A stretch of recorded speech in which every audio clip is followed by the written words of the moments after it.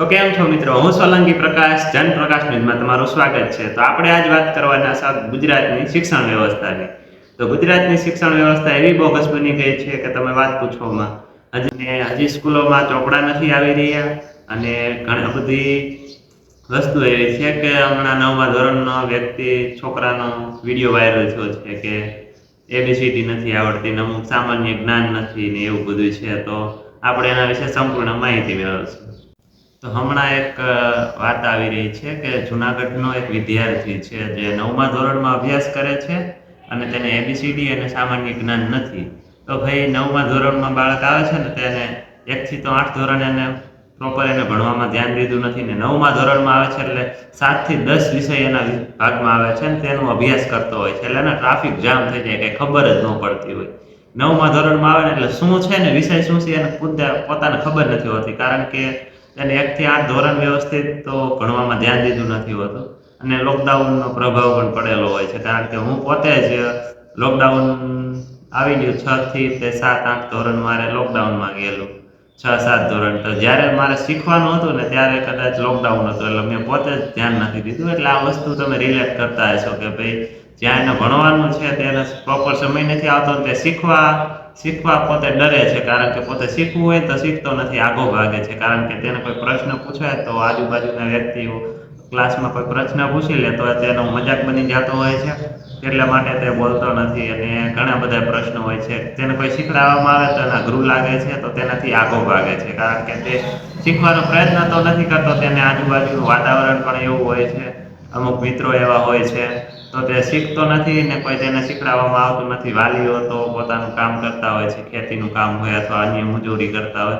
તો વાલી તેની ઉપર ધ્યાન દઈ ન શકે અને વિદ્યાર્થી પોતે શીખવાનો પ્રયત્ન નથી કરતો, કારણ કે તેને અઘરું લાગે છે, તે વિચારવાની શક્તિ નથી હોતી કે ભાઈ મારે આ કરવું છે કે શું, એને કોઈક કહે, કોઈક વ્યવસ્થિત સલાહ આપે, કોઈને બાજુમાં બેહાડીને શીખડાવે તો તે શીખી શકે।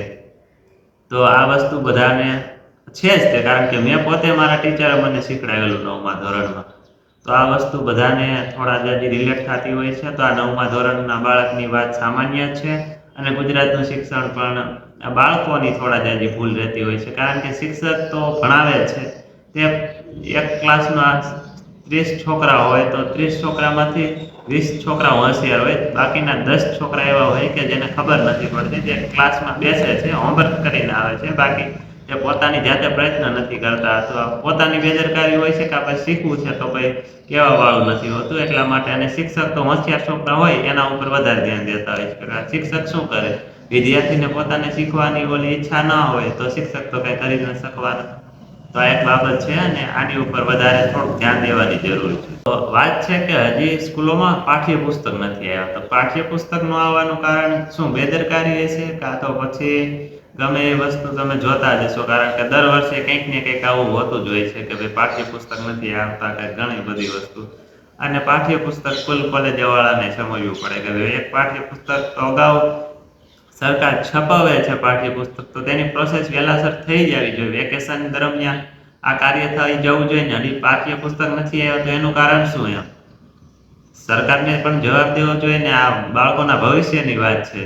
હવે 10-12ના છોકરા હોય, હવે 9-10ના છોકરા તો ઠીક છે, પણ હવે 10-12ના વ્યક્તિને શું કરવાનું?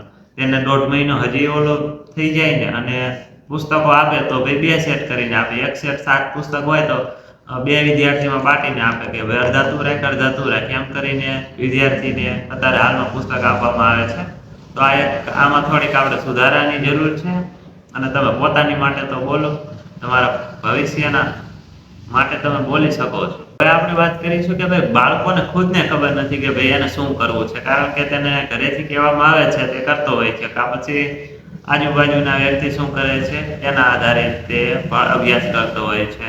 હવે મિત્ર એમ કહે છે કે ભાઈ મારે આર્ટ્સ રાખવું છે તો આર્ટ્સ રાખે છે, કોમર્સ રાખવું છે કોમર્સ રાખે છે, તો આજુબાજુના વ્યક્તિ શું કરે છે તેને જોઈને તે કરતો હોય છે, અથવા તો ઘરેથી કહેવામાં આવે છે ભાઈ તારે આ જ કરવાનું છે, તારે આમાં અભ્યાસ કરવાનો છે, અને વિદ્યાર્થીને ખબર નથી હોતી। અને હાલમાં તો એવું છે કે ભાઈ સામાન્ય પરિવાર હોય અથવા તો એવો વિસ્તાર હોય જ્યાં શિક્ષણની અછત હોય તો ત્યાં અમુક ચોક્કસ વિષય જ હોય કે ભાઈ 5 વિષય, તો એ 5 વિષયમાંથી જ પસંદગી કરવાની હોય, કાં તો પછી કોઈને ખબર જ નથી હોતી કે આવા વિષયો આવે છે જેમાં આપણે એડમિશન લઈ શકીએ છીએ કે આપણે અભ્યાસ કરવો જોઈએ. કોઈને કંઈ ખબર જ નથી હોતી, કારણ કે 5 વિષય છે, BA BCom ને એવા બધા વિષયો છે, તેમાં એડમિશન લેતા હોય છે અને બહાર કયા વિષયો ચાલે છે કાંઈ ખબર જ નથી હોતી. અને આવી બધી ઘણી સમસ્યાઓ એવી હોય છે કે અને ઘણા બધા પ્રશ્નો ઉત્પન્ન થતા હોય છે કે ભાઈ આગળ શું કરવું, કોઈને કાંઈ ખબર નથી હોતી. વિદ્યાર્થી પોતે મૂંઝાતો હોય છે અથવા તો તેને ઘરેથી પ્રેશર આપવામાં આવે છે કે ભાઈ તું આ જ વિષય રાખ. તો હજી આપણે આગળ જાણીએ તો કે ભાઈ વાલીઓની ભૂલ છે. વાલીઓ સોસાયટીના રૂલ અપ્લાય કરતા હોય છે કે ભાઈ ફલાણાના છોકરાએ આવું કર્યું, ફલાણાની છોકરી આવું કરે છે અને આટલે અત્યારે ડૉક્ટર છે, એન્જિનિયર છે અને વકીલ બની ગઈ છે અને છોકરી પોલીસમાં છે અને છોકરો આ કામ કરે છે. બધાને એક સરખી સ્કિલ ના હોય. પહેલાં તો વાલીઓને એ સમજવું પડે અને તમે એની ઉપર પ્રેશર ના આપી શકો, કારણ કે એક ક્લાસમાં 10 વિદ્યાર્થી ભણતા હોય, બધાએ સાયન્સ રાખ્યું હોય તો બધાએ ડૉક્ટર ના બને. બધા અલગ અલગ બધાની અંદર અલગ અલગ સ્કિલ હોય, એટલે તમે એમ કહો કે ભાઈ તમે એની ઉપર પ્રેશર આપો ને તે રાખી લેશે, તે કોર્સ પૂરો પણ કરી શકશે, પણ તેનામાં આવડત ન હોય, તેને શીખવાની અને ધગશ ના હોય કે ભાઈ મારે કરવું છે. પોતાની ઈચ્છા વગર તો તે કરે તો ખાલી ગાડરિયા પ્રવાહ ગોળે થતું હોય છે. વ્યક્તિ પોતે એમ નથી જોતો કે ભાઈ મારે શું કરવું છે. એટલે આ એક વિચારવાની બાબત છે.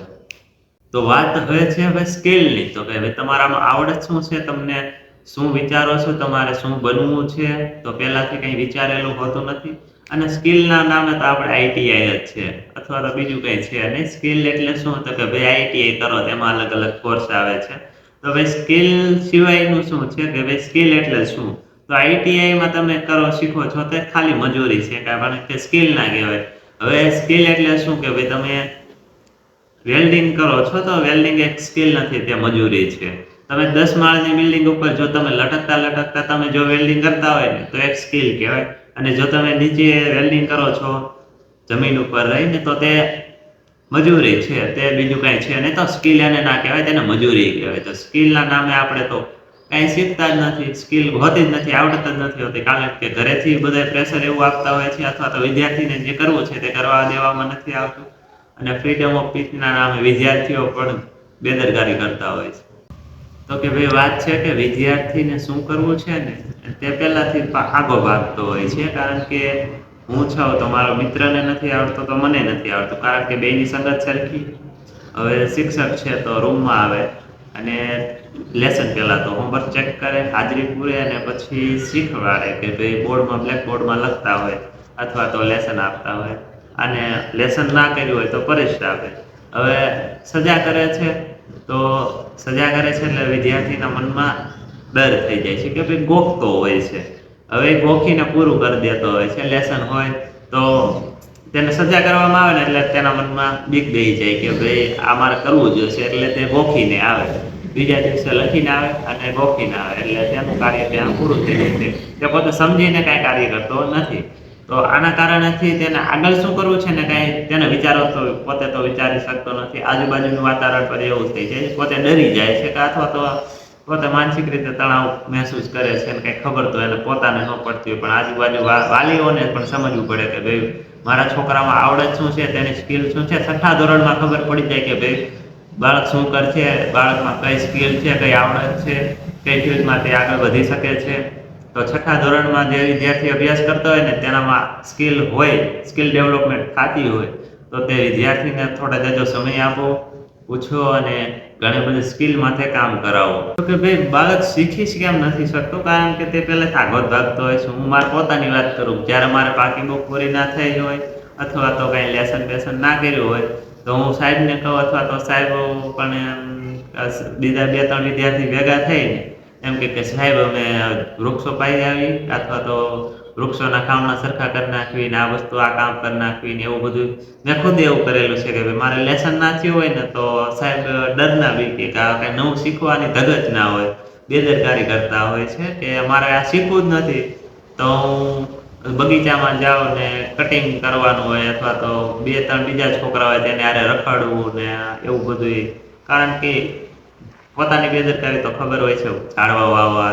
તો આ બધી વસ્તુ સ્કૂલમાં થતી હોય છે, કારણ કે મેં ખુદ એવી કરેલી છે કે હું આઘો ભાગતો હોય છું, કારણ કે મને શીખવાની ઈચ્છા જ નથી હોતી કે હું શીખીશ મને આમ કે અંદર મને એવું છે કે ભાઈ હું બોલીશ તો મારી જીભ જલાશે, તો હું શું કરીશ, બધાની સામે મને એમ કહેવામાં આવે છે કે ભાઈ તું આવો છો, તો મારા મનમાં એક સારો એવો વિચાર નથી આવતો. હું પોતાને નીચો સમજું છું, કારણ કે મને એમ થાય છે કે આ બધે સામાન્ય નથી એમ. હું તેનાથી નિમ્ન વર્ગમાં આવું છું, કારણ કે આ બીજા બધા વિદ્યાર્થી સામાન્ય છે, અથવા તો મારા કરતાં થોડાક આઈક્યુ લેવલમાં ઊંચા છે. મને થોડી ખબર નથી પડતી, હું ભોગા જેવો છું એવું મને ક્લાસમાં ફીલ કરાવવામાં આવે. કારણ કે તમે હોમવર્ક નથી કર્યું તો તમને ગમે એમ બોલતા હોય, અથવા તો મિત્રો તમારી મજાક ઉડાડે, મસ્તી કરી આપે, અથવા તો વિદ્યાર્થીને પરીક્ષ કરવામાં આવે. તો આ બધી વસ્તુના કારણે વિદ્યાર્થી પોતે તણાવ મહેસૂસ તો કરે છે, અને વિદ્યાર્થીની બેદરકારી હોય છે, તે સાચું છે. અને શિક્ષણ વ્યવસ્થામાં બદલાવની તો જરૂર છે, કારણ કે વારંવાર એકની એક પદ્ધતિથી જો ભણાવવામાં આવે તો વિદ્યાર્થી ભણી જ ન શકે.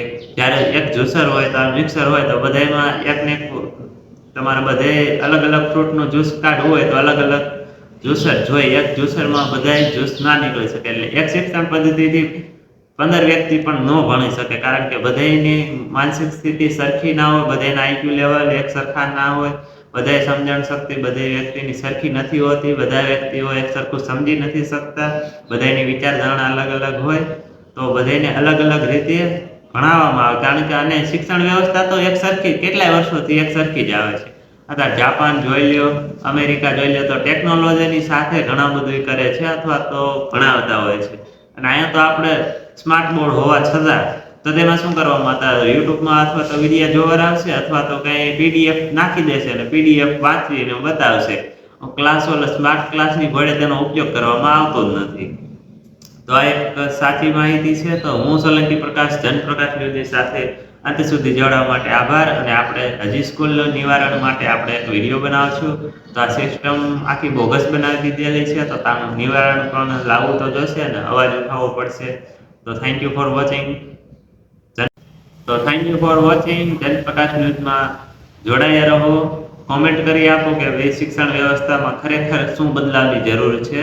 પોતે અવાજ ઉઠાવો અને હું તમારો અવાજ બનીશ. જનતાનો અવાજ જનતા સુધી, જનપ્રકાશ ન્યૂઝ. તો જનતા જાગૃત બનો. કોમેન્ટ કરો, લાઈક, શેર એન્ડ સબસ્ક્રાઈબ.